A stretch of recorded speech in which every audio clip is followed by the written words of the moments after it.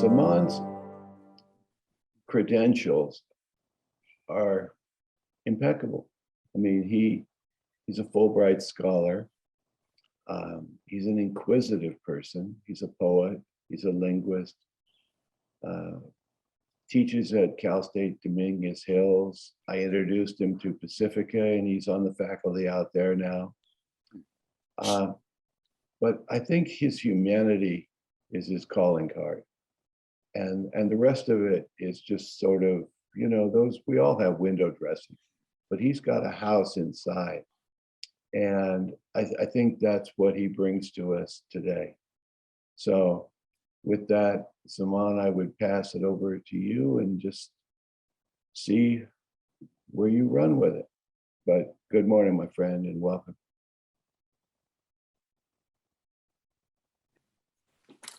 Good morning. Dana, I thought you were a friend. Look what you did. You raised expectations so much that it's going to be a terrible failure by what you described, but I'll try. I like the word circle. Whether we master it or not is a different issue, but it's a perfect shape in nature, or as much as humans try to correct nature in imagery and pictorial presentations and all that. The reason I like it is because I see that in a circle there is an invisible center. The center doesn't have to be seen, but it cannot be denied. And the rest of us are holding hands around that invisible center that we try to define, but often miserably fail. But then we go to our perception and draw our images, and in it we create our own image, which is fine. The divinity is there. The pull is there. That keeps us pretty much equidistant, so we can form that circumference around it. And it's a beautiful circumference of humanity. Anytime we pull one way or another, the circle will be imperfect. So that goes there. Let me start with another perfect story, which is when I returned after my studies in the United States as a Fulbright scholar. I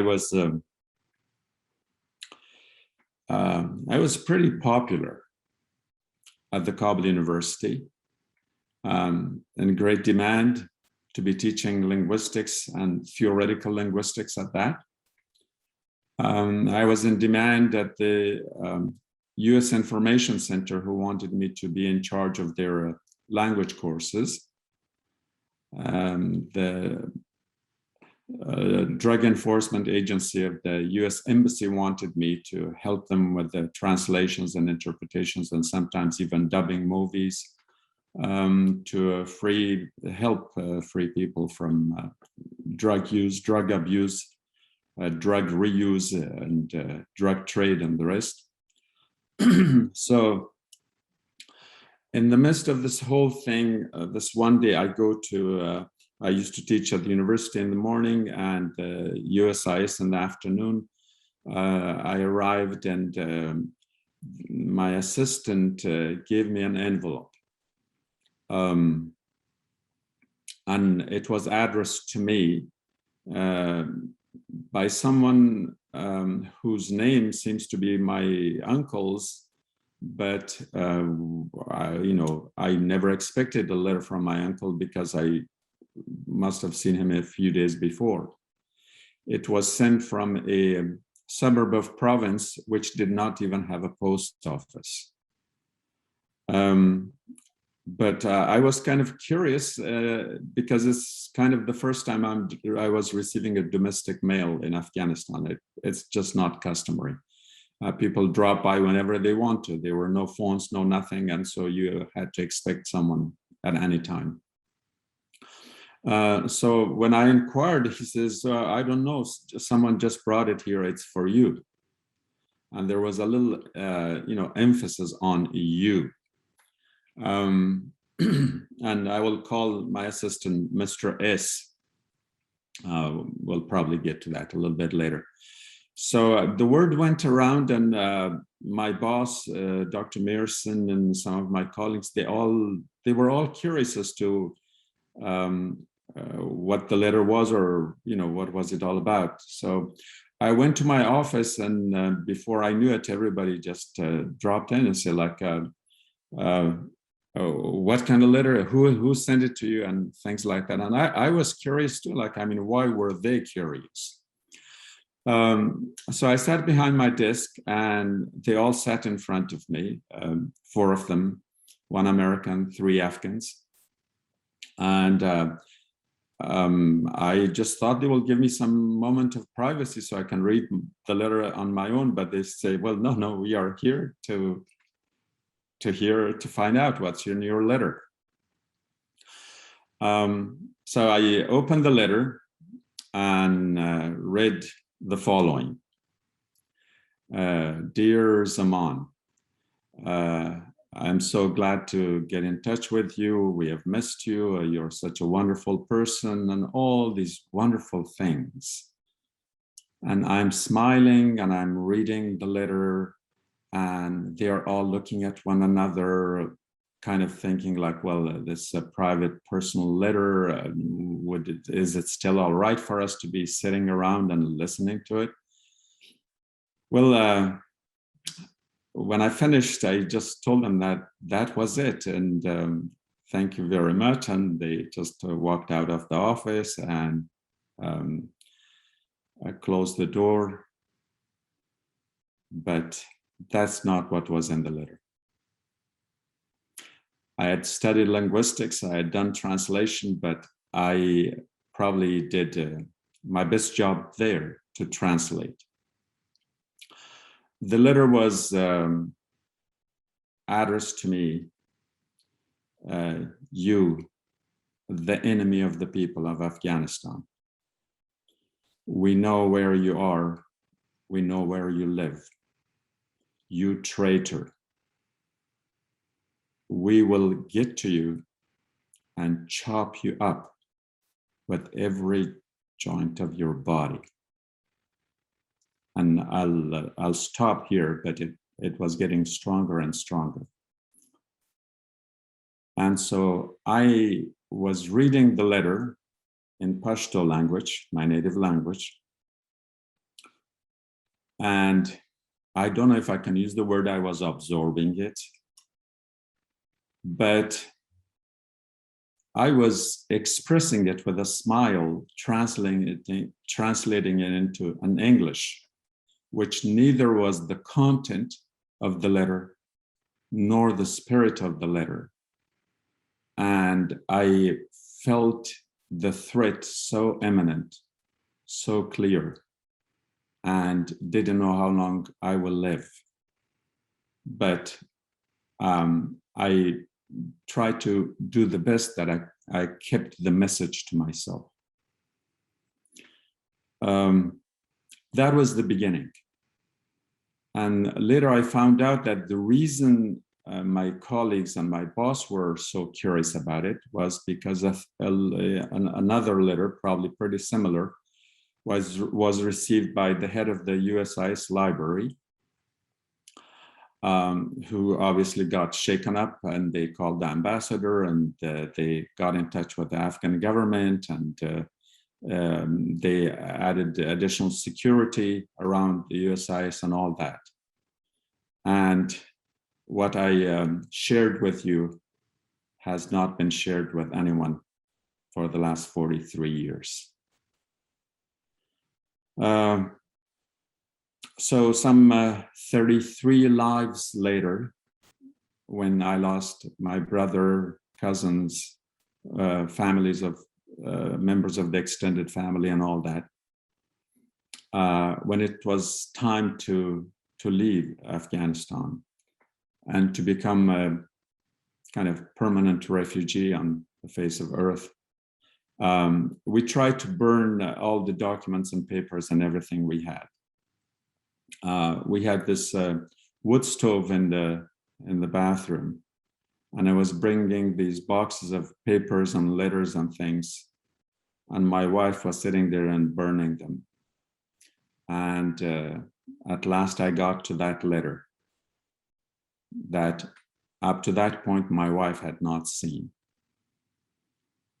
And I gave it to her, and she read the back and was wondering, like, it was very unusual. She opened it and read it in silence, in shock, not knowing what to make of it. I think the only question she asked was, "When did you get this?" And I told her, April of 1978, that when everything was in place, we had a stable Afghanistan, looking forward to all the progress that the president was reaching to the rich Arab states, the Persian Gulf and North Africa for investment and all that. But of course, then came the communist coup, and we all know the rest of the story. So for 43 years, that has been the state of Afghanistan.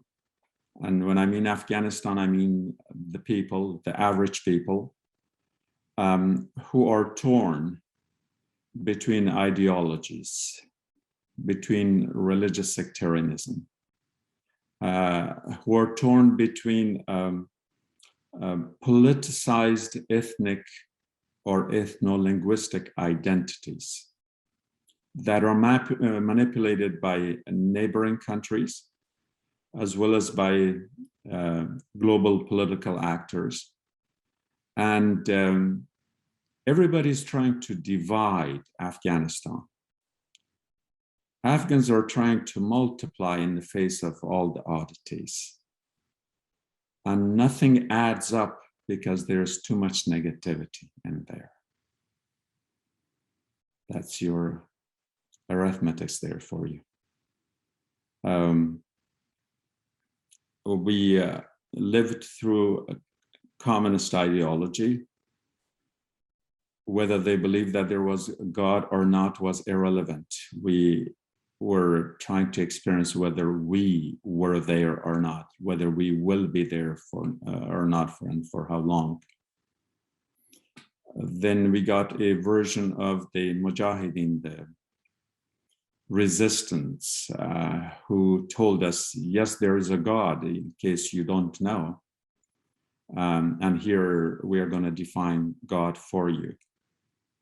So we went through a version of conversion, or rather reconversion, of a country that had been Islamic for at least 13 centuries, if not more.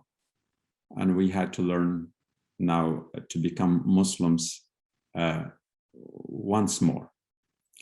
And of course, there were plenty of these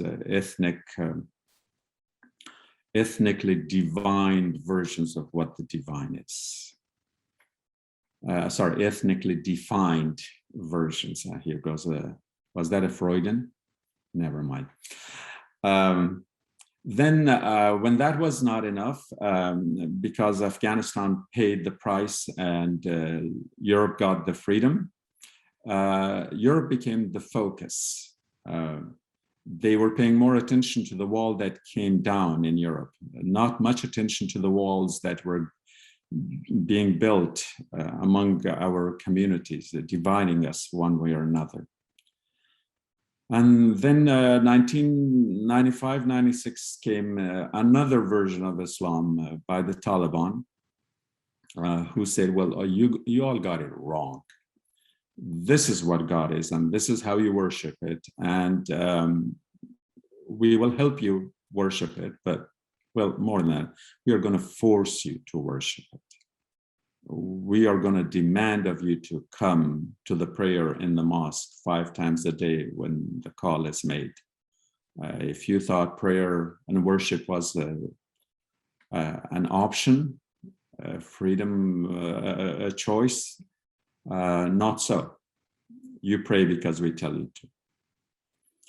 And we hadn't become Muslims enough with that one when the Americans came and they said, well, no, sorry, you guys got it wrong.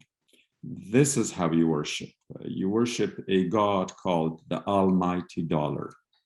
And this is how we work, how it works. And they poured money through the Pentagon, through the military, even through some missionaries directly and indirectly.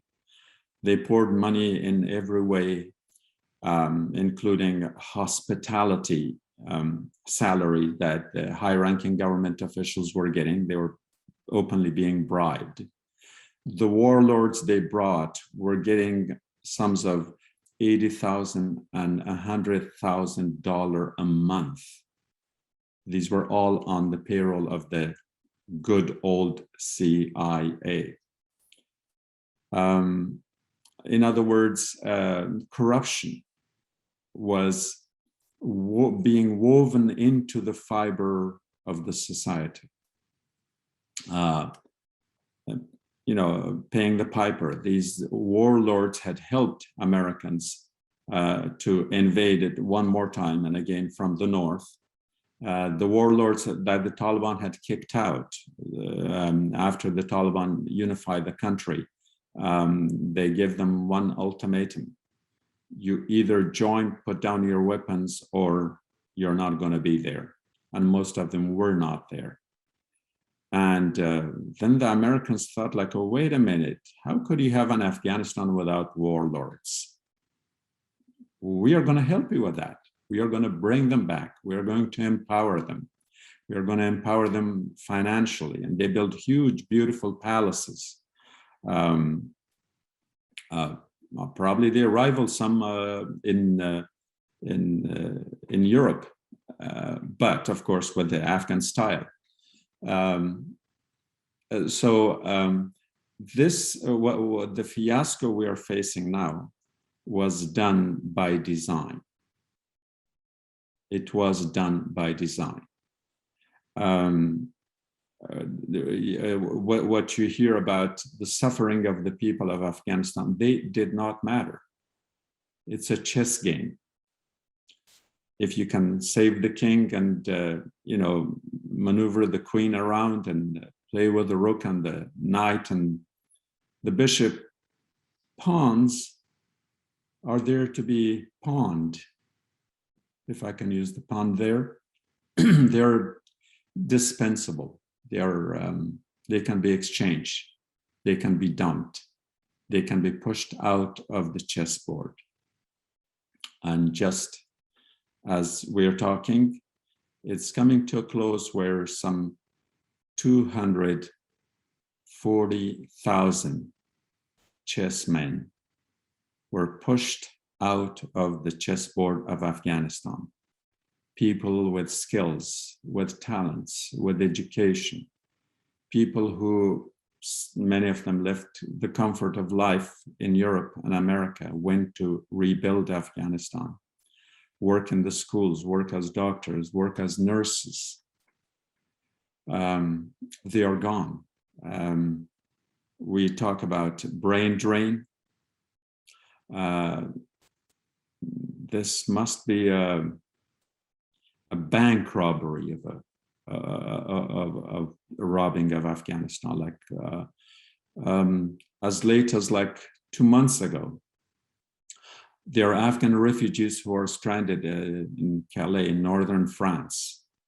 The French, with their very cultural superiority, call them the jungle people because they've pushed them out of their beautiful cities.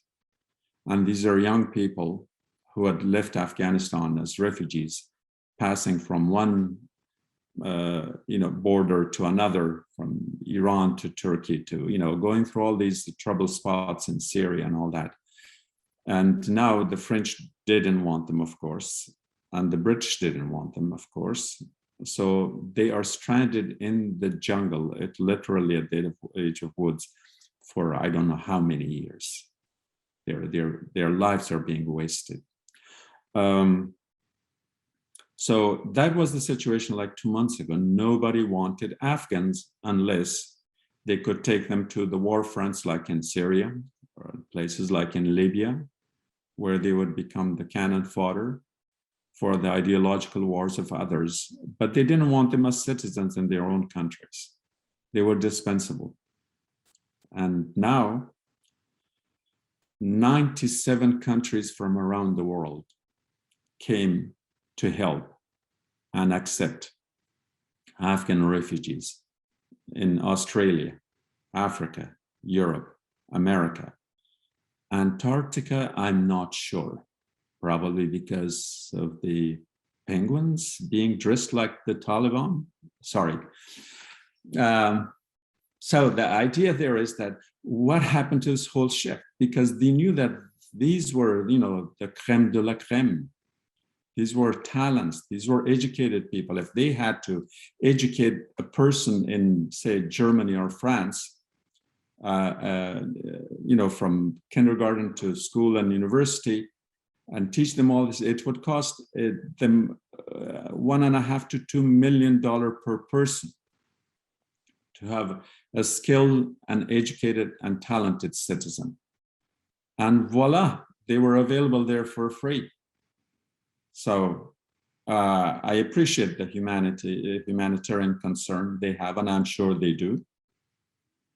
But the Afghans were the same humans that were there 2 months ago that nobody wanted. I don't know whether one should laugh or cry, because there is a reason for both. But it's our tragedy as humans, and a greater tragedy for the people of Afghanistan, where when they are, I think, doing gold digging, literally and otherwise, they sift through and try to get the nuggets out, and the rest they throw back into the river. And Afghans have been thrown back. It's not only the prospects of a very, very authoritarian, totalitarian regime that might be in the offing, in spite of the forecasts and the predictions and promises. I like to be hopeful. I hope that because we Afghans have been scared by the first reign of the Taliban of 1996 to 2001, it's kind of difficult to accept their promises. They might be posturing, and of course in politics that is the whole game. But the situation is definitely going to go from bad to worse. We often talk about the state of the women because that's a little more visible. But no, for men and for women, for children, for school, for everything, when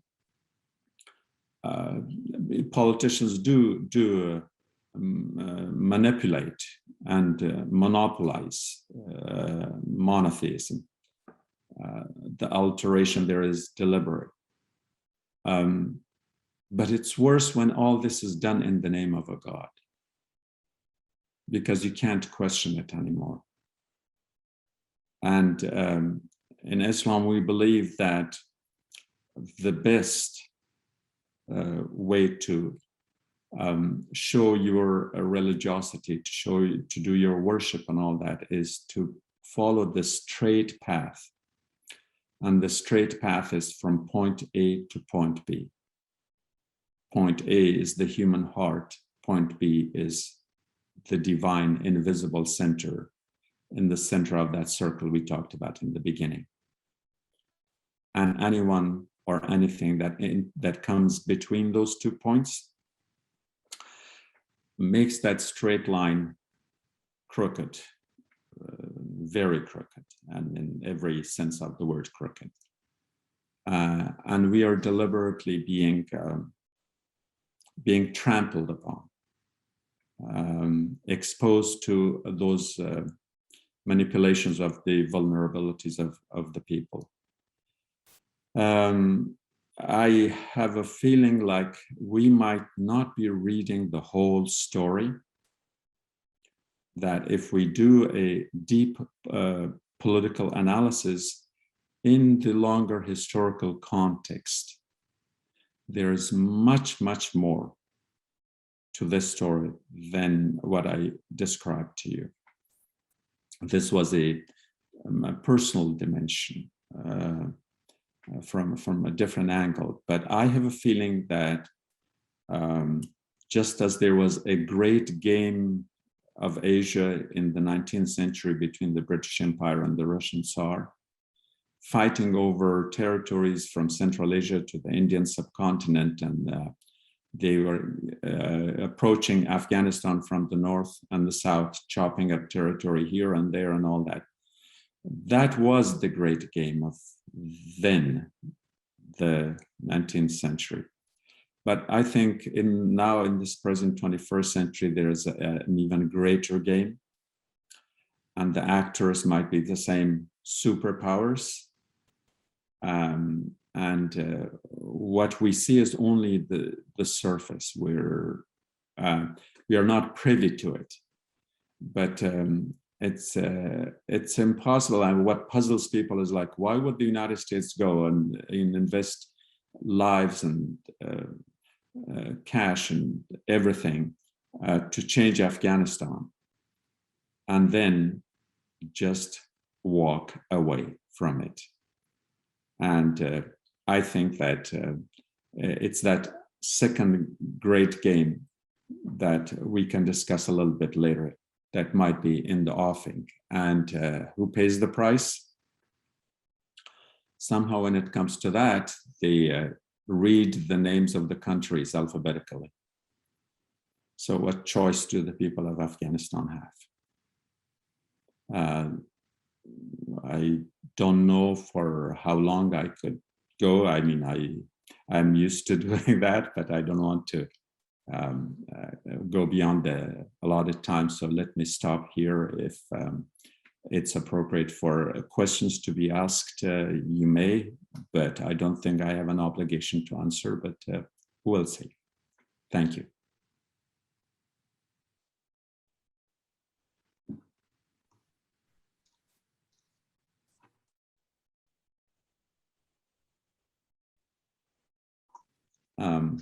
Whoever would like to ask any questions of Zaman, we have a few minutes before the Tao Te Ching. I'd like to ask, what are the implications of the Paris situation that killed journalists, impacting on the stereotypical view of the Afghanistans that are trying to find refuge? Does that have any impact, the Paris situation of, I believe, 2016? Can you elaborate on that? There is a contradiction in what we call freedom of speech. Oftentimes, you're allowed to have freedom of speech so long as you say it the way they want you to. And if there is sense that you may not exercise your freedom of speech that complies with their demands, you become a target. Remember the Palestine hotel that was bombed in Iraq before the invasion because the journalists were there. Remember the Al Jazeera headquarters that were bombed in Kabul before the US invasion 2001 because they were reporting. And so I don't think that's going to be any exception now. So yes, social activists, political activists, people who are struggling for gender equality, racial, ethnic, and all these other equalities. They are targets. Journalists who express their thoughts freely, or at least without the consent and approval of the government, they are targeted. We already hear some, but of course there is a lot of back and forth going on, and people want to score points, and sometimes they post fake news. And of course, we know who invented that. So reports of people, journalists being killed are posted on the social media. Even a governor was supposed to have been killed, and they showed his body, as dead. And then I think he somehow bumped into this social media outlets, like, oh, wait a minute, am I really dead? And so he came out and says, not yet. There are all these games being played by the different parties, aside from foreign interests. There are different factions within Afghanistan who have different interests. Some are exaggerating on the atrocities of the Taliban that may or may not have occurred. Others are trying to kind of support the Taliban and tell us that, these are the Taliban, the 21st century model. They are different, and they are going to be humane and democratic and all that. So we hear it from both sides, and because the political atmosphere is very, very charged. The slightest comment that you make may be turned one way or another, depending on how they want to hear it rather than how you want to say it. I have already been accused of being a Taliban supporter for one reason or another, because I suggested that for the last 4.5 decades, the only option that Afghans have considered had been an option of resisting through armed struggle. And war profiteers and merchants of weapons and all that they're ready to give us all the guns and weapons and mines that we can kill each other with. So I'm suggesting that we use a different option. We resist it, we fight it, but instead of with bullets, we fight it with the pen, with our voices, with our non-violent resistance, especially the type that was championed by an Afghan you may not know. Everybody knows Gandhi, but not too many people know the Gandhi of the frontier, Ghaffar Khan, who was even more successful than Gandhi himself by boycotting British products, by resisting non-violently. But in these days, not too many people know his name. So I'm offering the Ghaffar Khan option, or the Gandhian option, to Afghans, that we don't need to always resist militarily, because the suffering will be that of the average person, not of the ones who have power.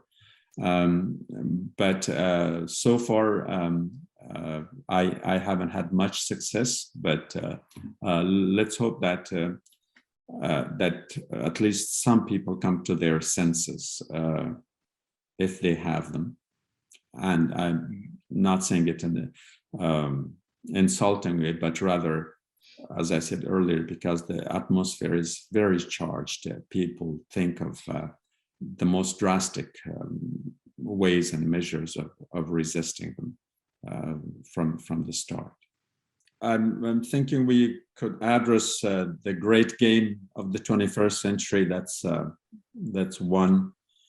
The other is the peace option that I'm trying to advocate and reach to as many people as possible. Not so much outside Afghanistan, but more so inside Afghanistan, because that option is not in anyone's priority list. But the question here is that the struggle that the people of Afghanistan face is that they hang between three words: idea, ideal, and idol. And they gravitate towards an idol. And oftentimes they are thinking that the way to solve the problem is to gather around a particular leader here and there, create personalities and all that. And then, of course, wait for arms to be shipped from some wonderful foreign ally, which has done expertise come ready. And before you know it, the game is on, and the resistance goes on with all kinds of fanfare, slogans of patriotism, fighting for human rights, women's rights, or any kind of rights, because it sounds good. So there's a whole lot of sloganeering. And then down below, the average person is laughing at them because they do not believe a word they say. But they have been disempowered, if that's a word. They have been disenfranchised. They have been pushed into disbelief. In other words, there are these kingmakers. Now, we shouldn't get it wrong that that we have to resist tyranny. But I'm not of the opinion, at least in respect to Afghanistan, I don't think that we should resist them by any means possible. We have tried that option of resisting by any means possible. I think we have to resist them by a more meaningful way, more sensible way. And we have a saying that if you can untie a knot with your fingers, you don't have to untie it with your teeth. And somehow we Afghans have been, the first thing we think of is untying the knot with the teeth, which is the hard way. And then people have suffered tremendously in the last 4+ decades. So the idols are created, idols are worshipped, idols are given personalities, characters, and people write things about them. But the idea is forgotten in the process. And I think that that's a major problem. And the idea is that we forget people's humanity. They look at things very superficial.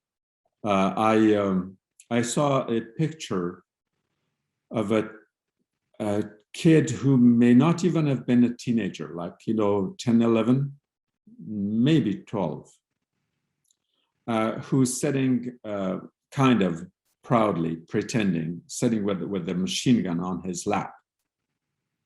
Yeah, he's ready to fight for the country.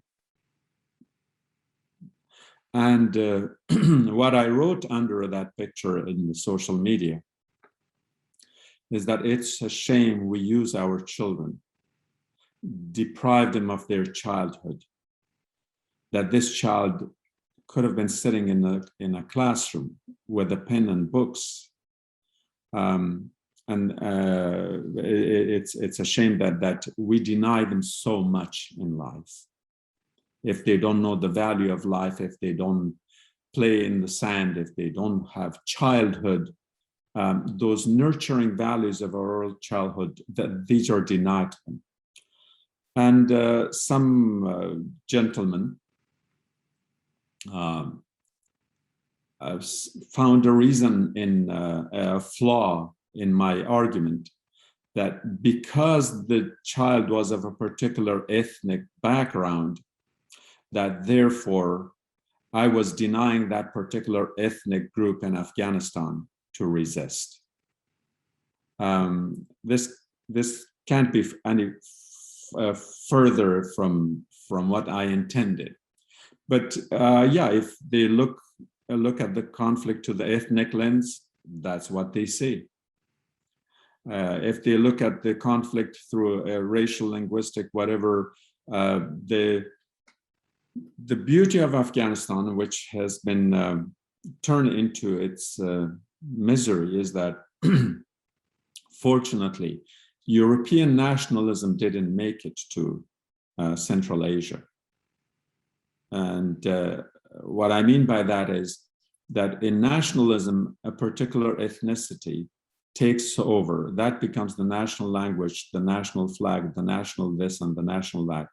And everybody else is coerced and forced into becoming that.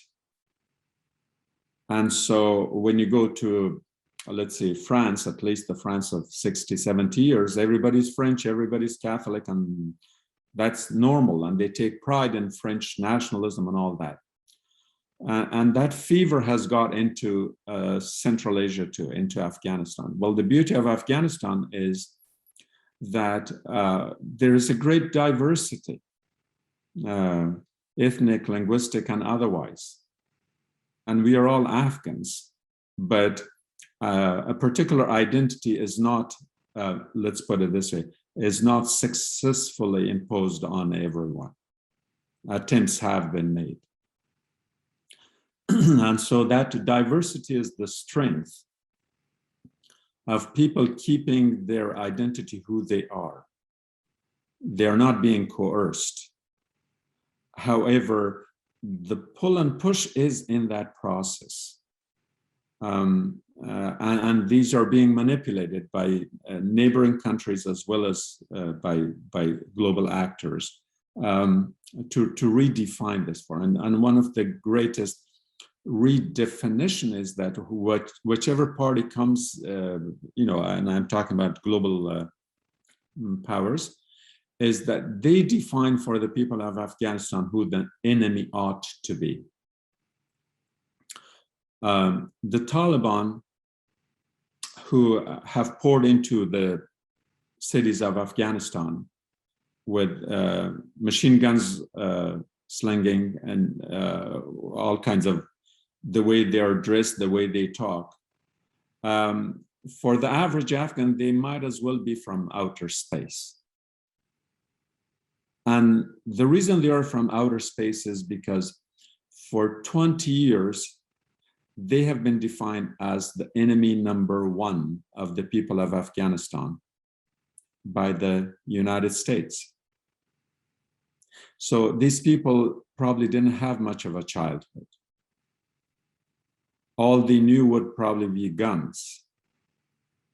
And some might have disappeared with the explosive belts that were given to them for the suicide bombing.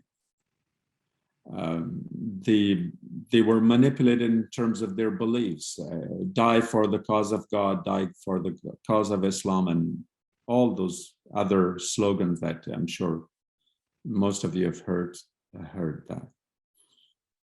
So they have not lived in cities. They have not seen schools, unless they were schools they were commissioned to burn. They have not seen hospitals, unless these were hospitals they were to attack. So they are from a different world. They are from outer space. They have been denied their childhood, their teenage years. They have been denied civility. They have been denied opportunities. They, to get educated, to live, quote unquote, normally. the average Afghan is very upset by this because they say, well, I mean, who are these people? And of course, they are right to say so. But what they forget in the process is that how did these people turn that way? And so if we refer to them like they were our own brothers, someone else came and told us, sorry, they are your enemies. And we started shooting at each other. But there are many who are very narrow-minded. And so even if we said that they are our own brothers, they say, so you're like one of them. So there are all these tensions that had to be addressed, but more than that, that we have to convince people that after the Americans came, they made the Afghan government free for all. No matter how terrible you were under the communist, or maybe you're a member of the Communist Party back in the 80s, and maybe you committed so many atrocities. It was the communists who killed, sorry to put it this way, the first crop of the most educated, of the intelligentsia. These were buried in mass graves because they didn't have time for them. But the Americans said, oh, no problem. Yeah, they can come, they can join the government. If they were the left, the right, whatever, everybody was allowed to come and participate except the Taliban, because the United States needed to have an enemy to justify its intervention. The United States needed an enemy to stay in the region. And there was no better candidate than the Taliban because they were very puritanical. And in the process, of course, you can damage the name of Islam and religion in many ways. I think that is the big tragedy, that now the reason that many Afghans are very, very hesitant to reconcile with the Taliban, one of them is for what they did in 1995 to 2001. The other one is, like I said, because they look like from outer space. And the other one is because some of them paint them with a brush of ethnic identity or linguistic difference. And so everybody's trying to create more distance between the Taliban and the people. I think the greater distance is that the Taliban are in no position to govern because all they know is fighting. And if we respond through that channel, and if we take up arms, nobody wins. But most likely, the average people will not win because they have had 20 years of practice and practicing a war that was ruthless to the core. A lot of times they show pictures of the atrocities that they commit. One wonders, like, I mean, where is their humanity?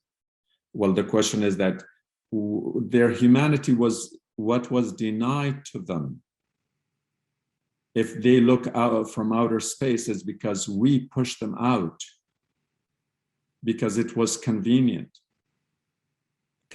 for everyone, including the Americans.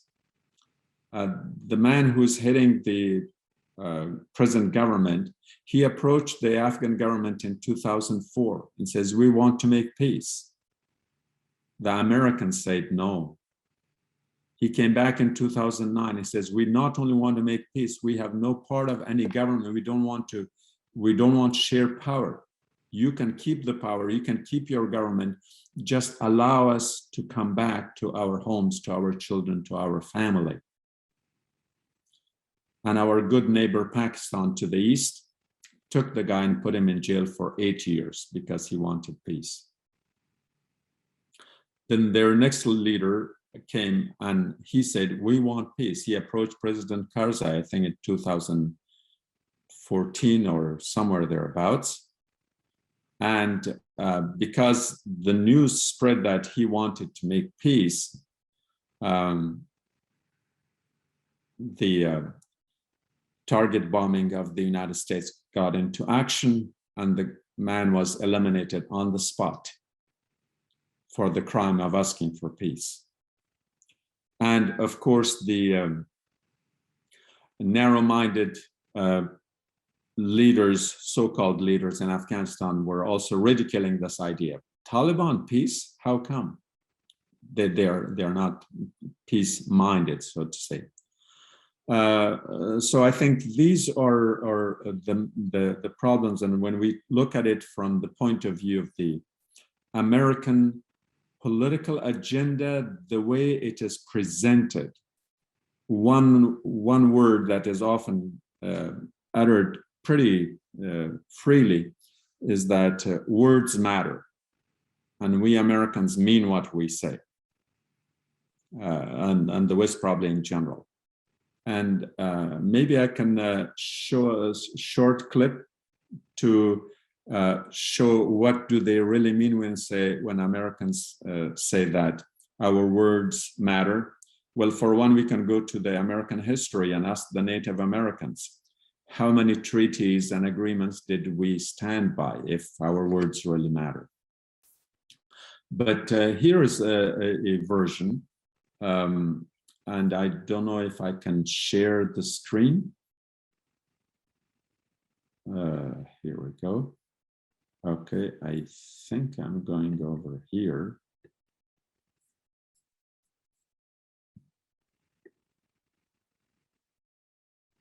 To the Afghan people, we make this commitment. The conflict will not be the end. We will not walk away. Thanks to our military and our allies and the brave fighters of Afghanistan, the Taliban regime is coming to an end. We've destroyed an enormous amount of the military infrastructure of the Taliban. The days of the Taliban are over. Yes, the Taliban have got time, but their game of waiting is a game that will not succeed. These Afghans searched for dead bodies after a US airstrike hit a wedding party. 35 civilians were killed and 38 injured. The bride is among the injured in Kandahar Hospital, along with other women and children. There was no question of us withdrawing our British troops. And as Commander-in-Chief, I have determined that it is in our vital national interest to send an additional 30,000 US troops to Afghanistan. A US operation in Western Afghanistan killed some 90 civilians. The US at first denied that any civilians had been killed. I have two words for you: predator drones. You will never see it coming. Listen to this 13-year-old Pakistani boy whose grandmother was killed in a drone strike. I no longer love blue skies. In fact, I now prefer gray skies. The drones do not fly when the skies are gray. And for a short period of time, the mental tension and fear eases. This war has taken longer than most anticipated. But over the last 3 years, the tide has turned. We broke the Taliban's momentum. I think this country is a vast improvement on what we found in 2001. And I think our troops can leave with their heads held high over a job very well done. Nigeria and Afghanistan, possibly the two most corrupt countries. This we will be deploying an additional 440 personnel to NATO's Resolute Support Mission in Afghanistan. There's anger and confusion on this pine nut farm. The drone strike came when workers were resting after a day's work. Don't the Americans see that they were just working and gathering pine nuts? Why do they attack ordinary workers? The Taliban wants to make a deal. There is no military path to victory for the Taliban. Your own intelligence community has assessed that the Afghan government will likely collapse. That's not true.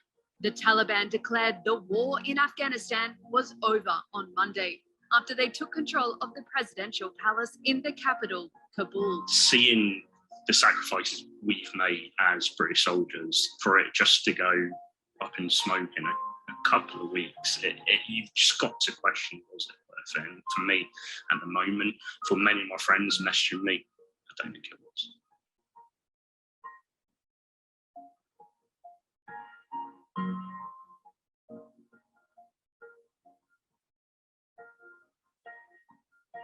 We are told we are fighting terrorists.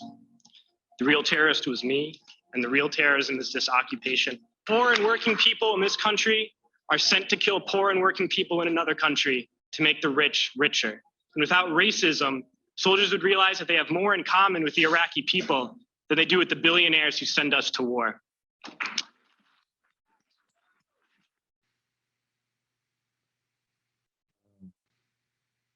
There you have it.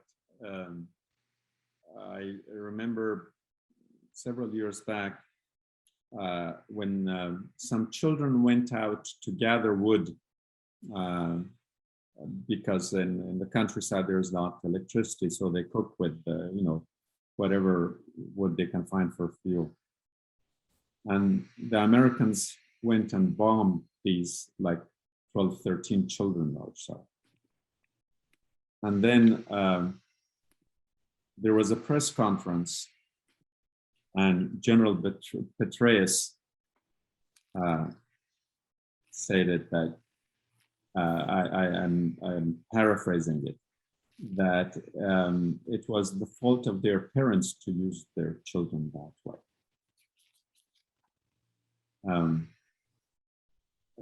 You know, weddings, gatherings, funerals, people going to the farm with a shovel on their shoulder. Oh, that must be a gun. So someone is sitting in the comfort of his home in a place, say like in Colorado. They are given the coordinates and the guy just pushes a button and plenty of people die somewhere in Afghanistan or across the border in Pakistan. And the gentleman who pushed the button comes back to the dinner table and sitting around with his family, with his wife and children, and enjoying his meal. Mission accomplished. When there's distance created between the target, I'm talking about military target, and the person who is giving commands, not just from the White House or from the Pentagon, but even those who are kind of like in the operational theater, when that distance is created, humanity is lost. A human is just a target, it's just a number. So you look for, you probably, I have no expertise, but I'm assuming that they have probably programmed their computer to look for people who are carrying guns. And when you're in the countryside, whether it's a shovel or a stick or whatever, anything can look like a gun, and people get targeted. We talk about the thousands of American casualties, and that is a pity. That's to be understood. That they went and they had all the good intentions of helping the people of Afghanistan. But there were tens of thousands of Afghans who died, and in many cases, or perhaps in some cases, if not in many, they were killed sometimes by rogue soldiers. They were collecting parts of body as trophies. They were kicking people's heads, playing soccer. I'm sure you have seen the incident that happened in Iraq, the reckless helicopter shooting, but there are many, many more in Afghanistan. And the people didn't have much of a choice, because overnight, if they were following certain people who went to a village, yes, of course, in Afghanistan, in rural Afghanistan, there are no hotels, there's no other place people go to villages. And so the assumption was made that, well, the villages must be supporting them. So what do? Go bomb them. These were done out of carelessness, out of unfamiliarity with the culture, with the way of life. They were done out of, is rogueness a word? There you go. We are allowed to coin some words, right? Once in a while. So all these things contributed in a way that the Americans created more Taliban than there were in the first place. Because we drove innocent people from villages and towns. for our careless operations in many cases. And where did they have to go? And so all the statements that you heard, that the Taliban's were over, finished, done, there's no more, that was probably true, if not true, pretty close to it. So this new crop of the Taliban, if I can use that expression, grew out of what we have been cultivating. It grew out of our carelessness. And I give you General Petraeus' statement, but there were many others that were not very different. Last week we had, earlier this week, we had the attack in the airport, and how many people died? We all talk about the 13 Americans, and we should. They were human beings. They were helping. That shouldn't be ignored. But how many of you know how many Afghans died? Or did anyone care? The last I heard is 170. Then there was a second strike on ISIS-K. Again, the success, you know, an ISIS leader was killed. Excuse me. Or explosives were detonated. Yeah, again, mission accomplished. But there were 9 children and women and people in there who were killed, and nobody even mentions that. So this militaristic thinking of trying to show the efficacy of our government and the success of our operations, and that trying to give people a sense of achievement that we did something, that outweighs the humanity, the human element in the tragedy that is often ignored. Afghanistan had lost probably more than 2 million people since the 2 invasions by the 2 superpowers. They're so totally irrelevant to the narrative in the international media. So I think if there is any hope for us, is that we come together as human beings, regardless of what kind of a card we carry, what kind of a passport we carry, what kind of a name do we have.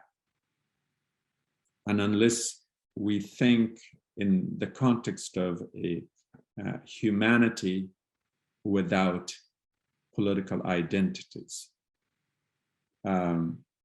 this problem and many others would not resolve. And when I referred to the great game earlier, there are many great games. I will show you the one that was being played, that has been played since. The one that is being played from now on, that we don't know, but let me show you another clip which shows you the game that has been played in the last 20 years or so. Let's see if I can share this.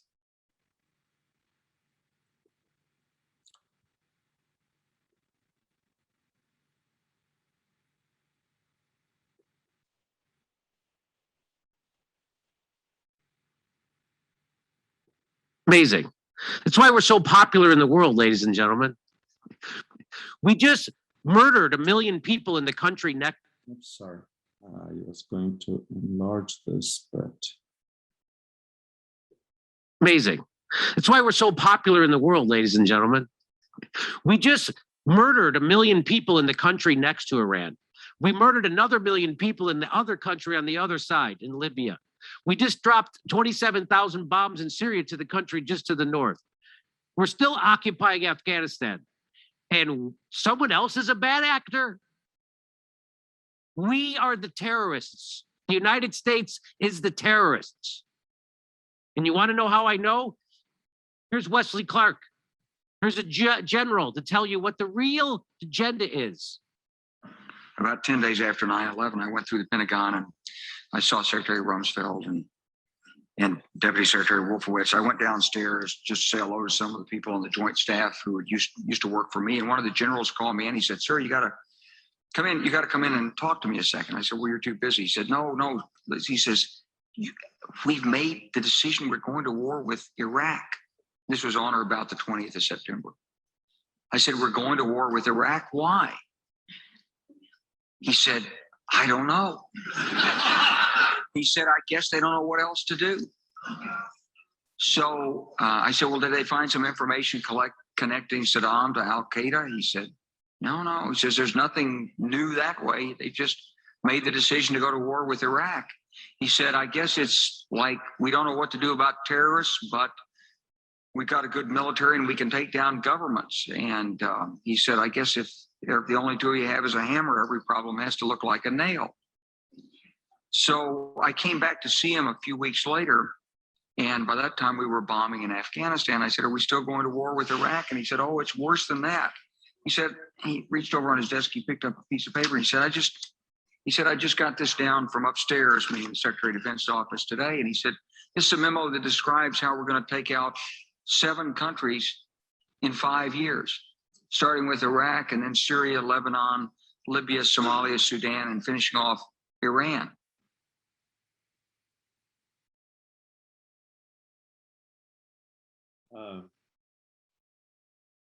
There you go. And now you know the rest of the story. We know. Why did we invade Iraq? That's why. Why did we invade Libya? That's why. Why did we invade Syria? That's why. Why are we?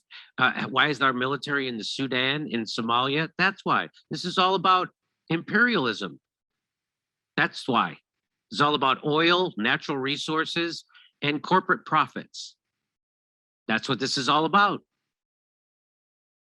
Murdering people. Murdering people. That's what this is all about. Because we can. Okay, let me stop this. Sorry, the video wasn't finished, but but you get the point. So that was that game. What is at stake right now? I think for students of history would know that when one hegemonic power is at the point of decline, and the next one is coming up, a lot of repositioning takes place. We have witnessed this throughout history. It's been a common thing. I remember many years ago when I was speaking of how much China was aggressively approaching this to take over, the United States in terms of a global hegemonic power.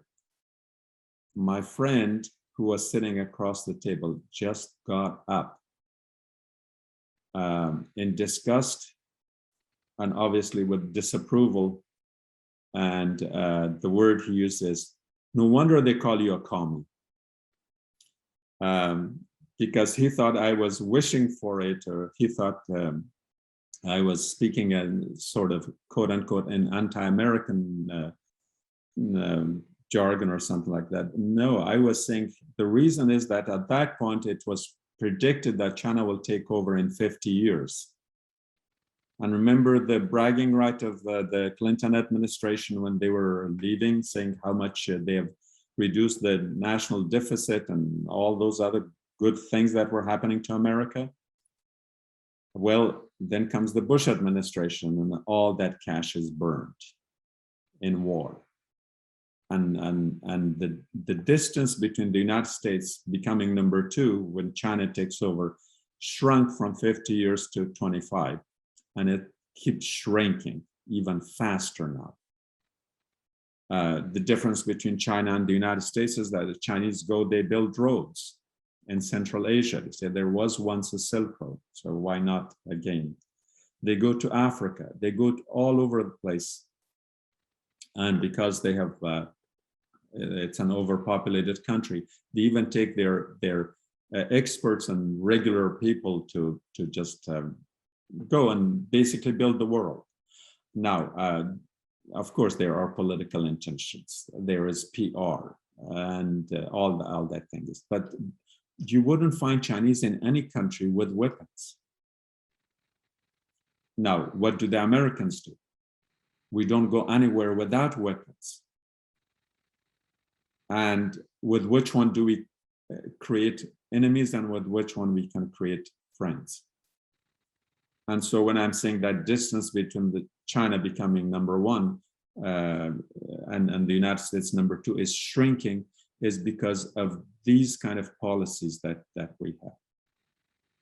Is that as you saw in the clip, that was that. What I'm thinking now, and this is pretty much a speculation, nothing more than that, is that the next great game is that China is suppressing the Uyghur population in Chinese Turkestan, also known as Xinjiang, which in Chinese means the frontier, the backward over there. We have used historically the word frontier for diminishing people's significance. So that's what the Chinese plan to do. Now, Iran is being cornered or encircled, surrounded by American interests. So where do you think the Iranians are going? Towards China. They have no option. Pakistan, in my opinion, if we were to define a country, it's a non-India. Whatever the Pakistanis do, they just make sure that that there is no national policy. They have to do the opposite of whatever India does, so that they can look different, because India and Pakistan was one country. So you have to justify being different. And so if China is against India, then Pakistan has to be for India. So the president of Pakistan, Prime Minister of Pakistan, approved of Chinese policy in Western China, of how they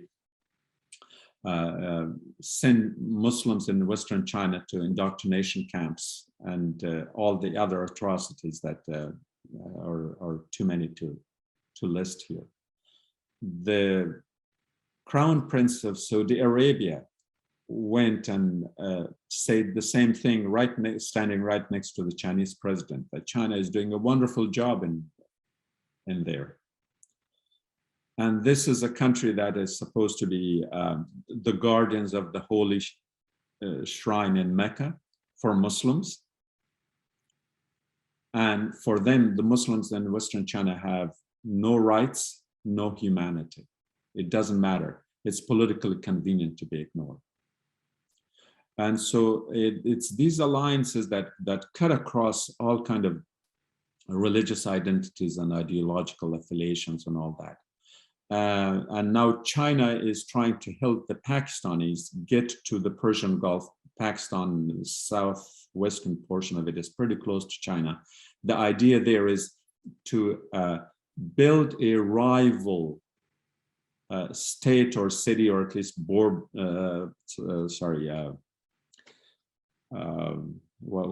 do you call that? I think that the name of the city is Gwadar. They want to build that place to rival Dubai and Qatar, which they see as a Western manifestation of Western culture, all these high rises and everything. Well, the Chinese are going to do it with the help of the Pakistanis, and that area is right next to Iran on the Persian Gulf. That's why Persian Gulf. And so Iran signed a 100-year contract allowing Chinese to invest, whatever that means. We will probably find out in the future. So the competition is that the potential number one superpower, China, is expanding into the most critical part, which is the Persian Gulf. And it has to go through Pakistan and Iran. And Afghanistan stood in the way. And that was the reason for Pakistan's intervention, a direct intervention in Afghanistan. people that we saw as the Taliban.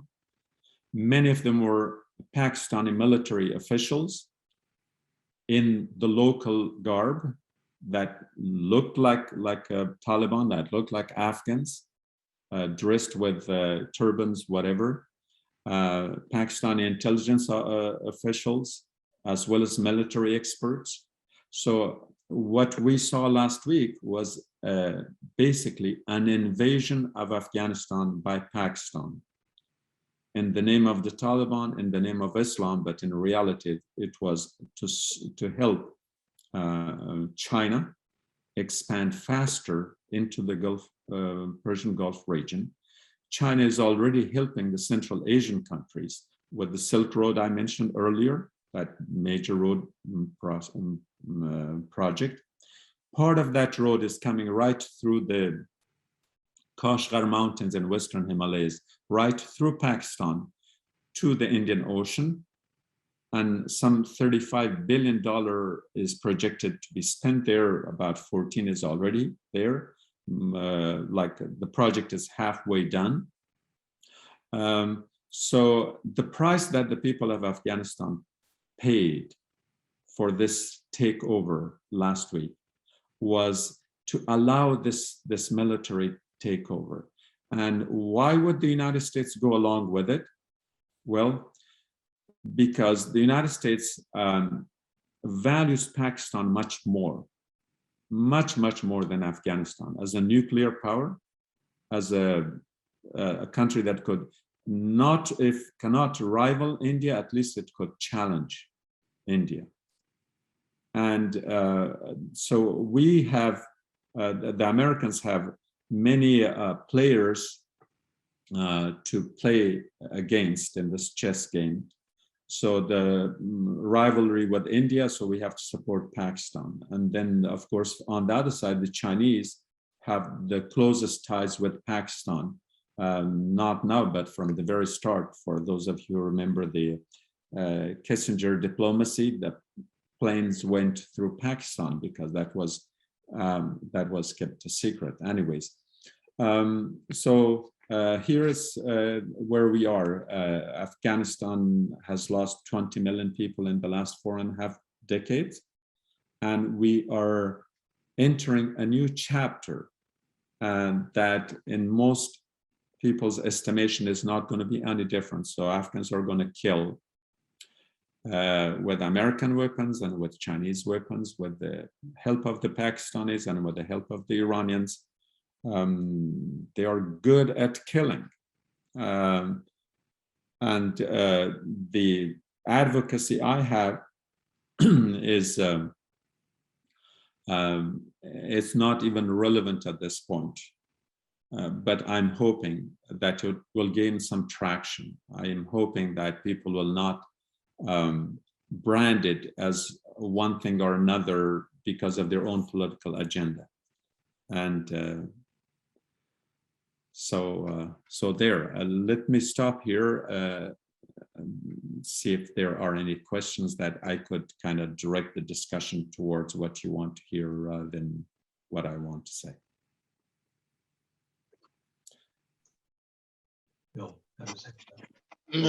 Yeah, I had a question.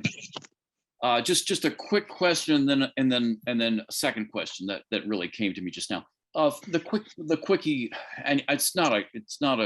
I'm sorry, it's not a short answer probably, but your neighboring country, Iran, and we talk about wanting democracy in other parts of the world.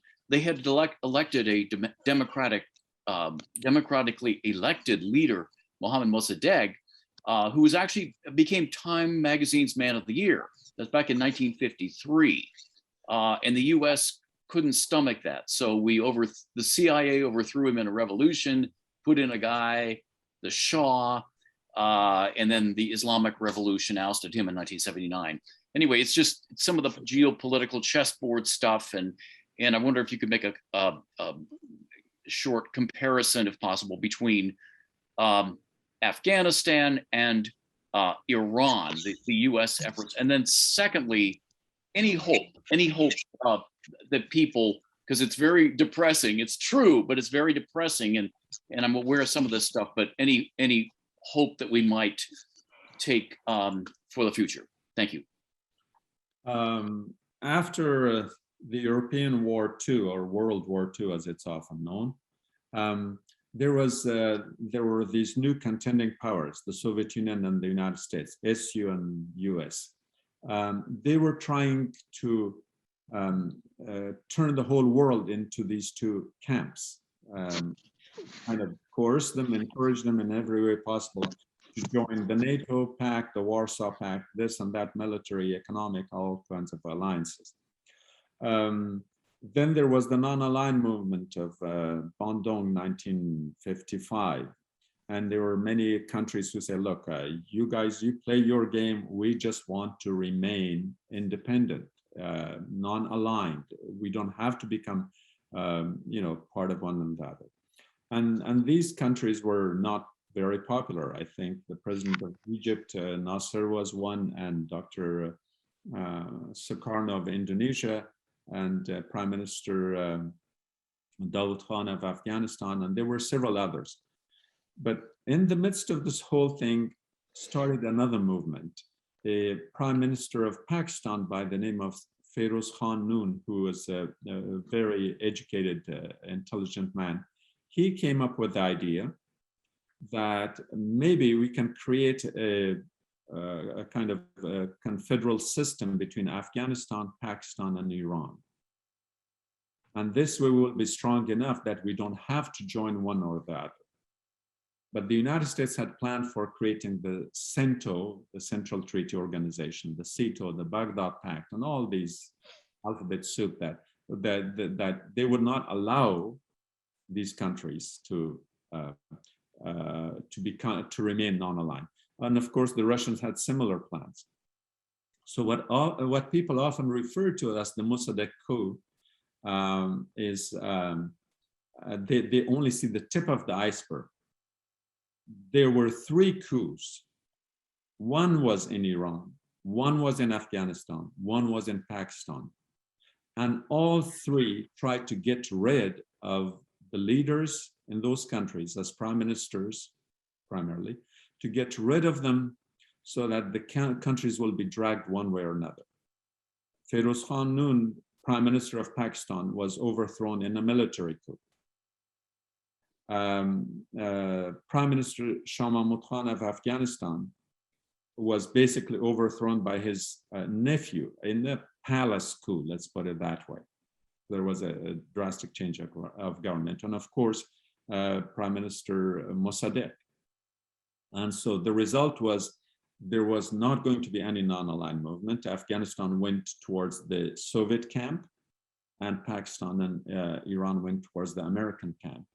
And so that was a great tragedy because all these 3 governments were very democratic, or as democratic as it was possible under the circumstances.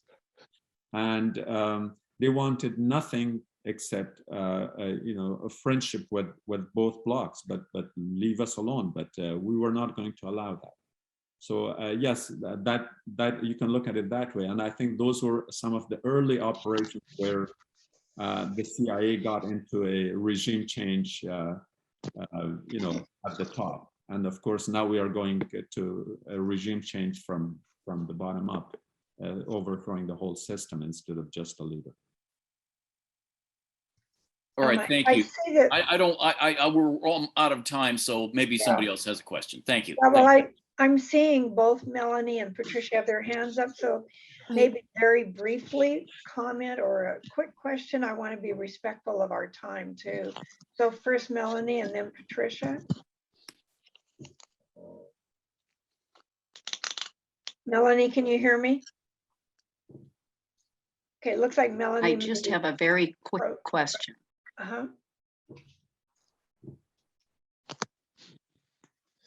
We can't hear you, Melanie. Can you hear me now? Can you hear me? Yes. Okay, just a very quick question. I wrote it down. In your conclusion, you were saying over the last 4 decades, did you say 20 million people were killed? 2 million.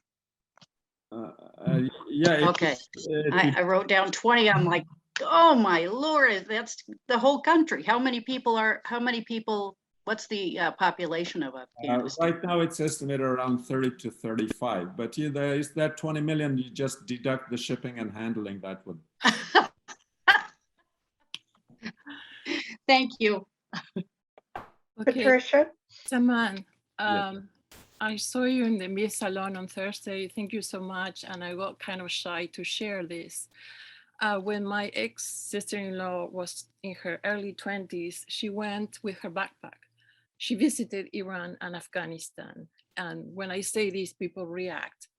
But Afghanistan was a very westernized country in those days, and so was Iran under the Shah. And since she knows that I like handicrafts from different countries, because handicrafts have a bit of the soul of the artist and their culture, she sent me a belt from Afghanistan from the early 60s. And I want to share with everybody. This is hand-woven belt.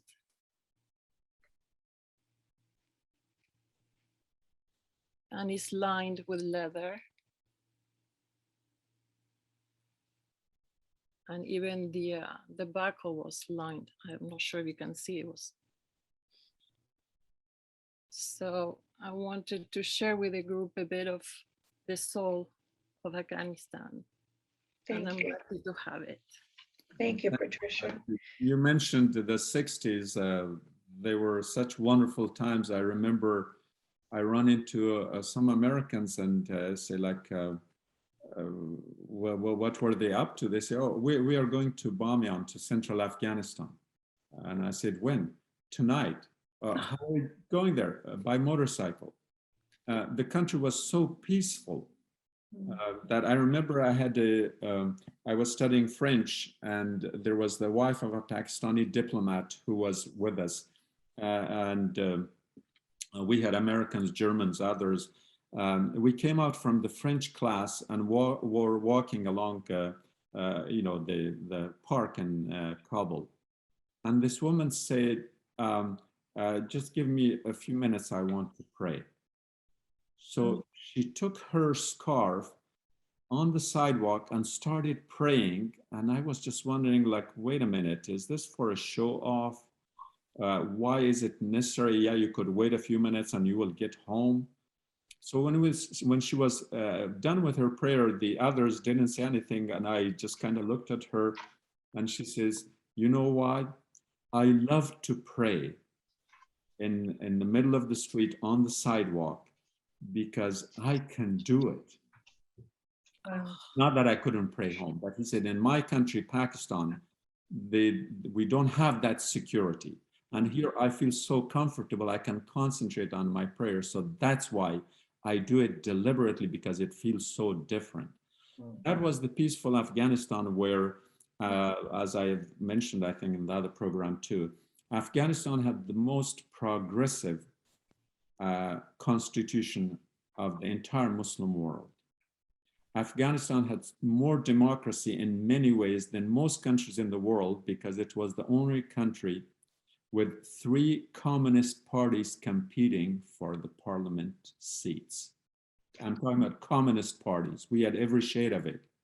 We had shades of Islamist parties. We had progressive Democrats. We had like everything that you could imagine on the political spectrum. They were represented in Afghan politics. Kabul had 26 dailies, more than New York. And these were not just tabloid dailies. These were dailies that were charged with different political ideologies, of one extreme on another, and a lot of them in the middle. Afghanistan was the only country in the world with an all PhD cabinet. Afghanistan had 4 women senators. The United States had none at the time. Afghanistan, it was a totally different world. Yes, there was a difference between, Kabul was one Afghanistan, which was this progressive, but the countryside was lagging. but they were working on it.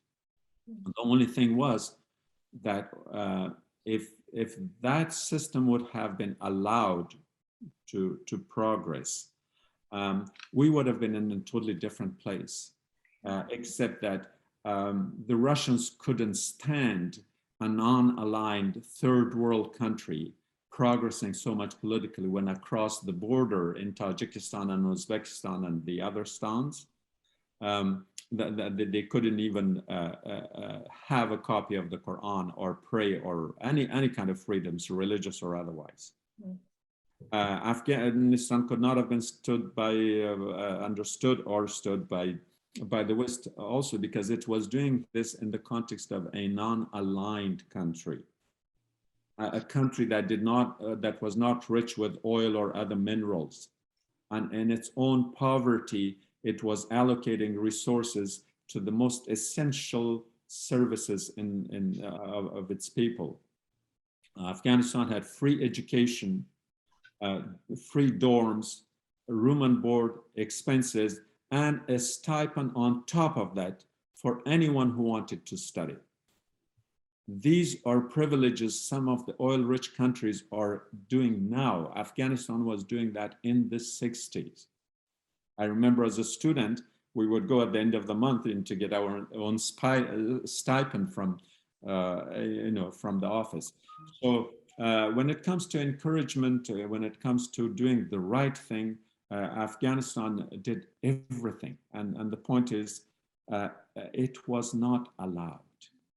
And so these interventions, one after another, we had to live by their standards, by their styles, by their ideologies.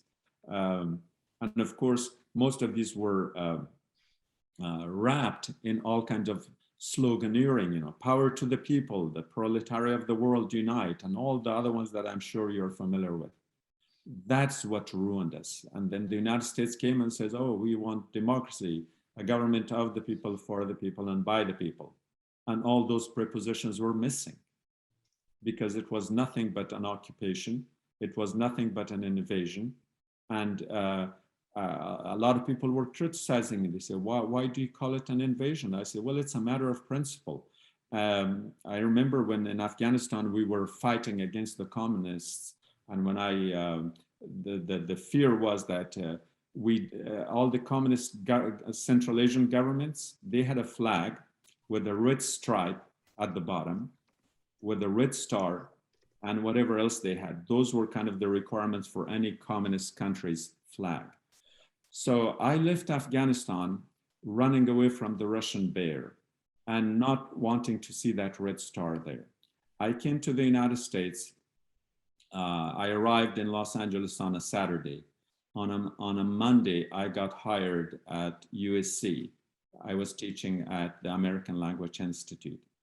And I began publishing a newspaper called Freedom, but that's a whole other story. But one day, lunchtime, I was lying down thinking about all the Afghans, my friends and relatives who were still struggling with all kinds of miseries.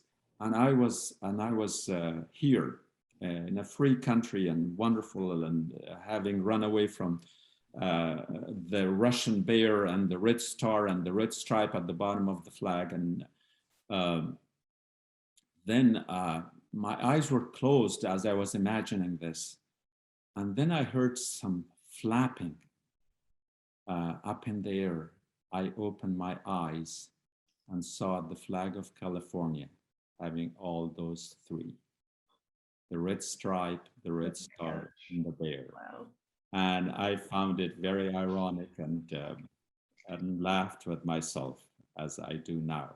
So let me finish with that. Thank you. Thank you so much, Zaman. Thank you.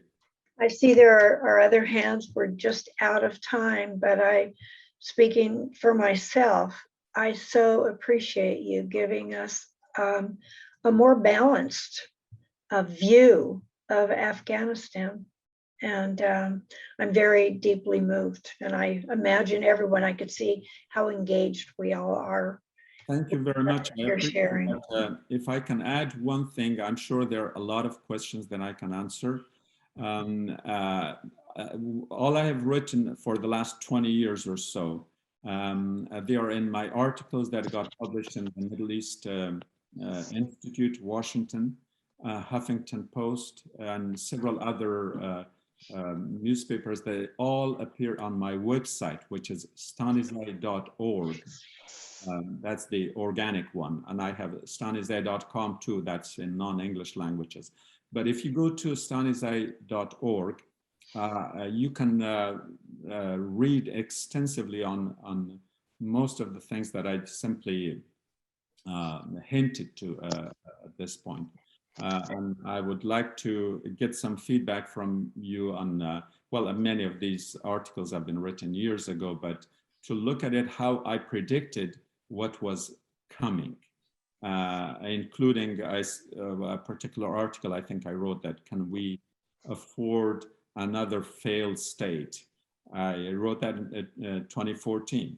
And there were many others who were not necessarily prophesizing, but because of the way things were going, it was an inevitability that in, I guess. Yes.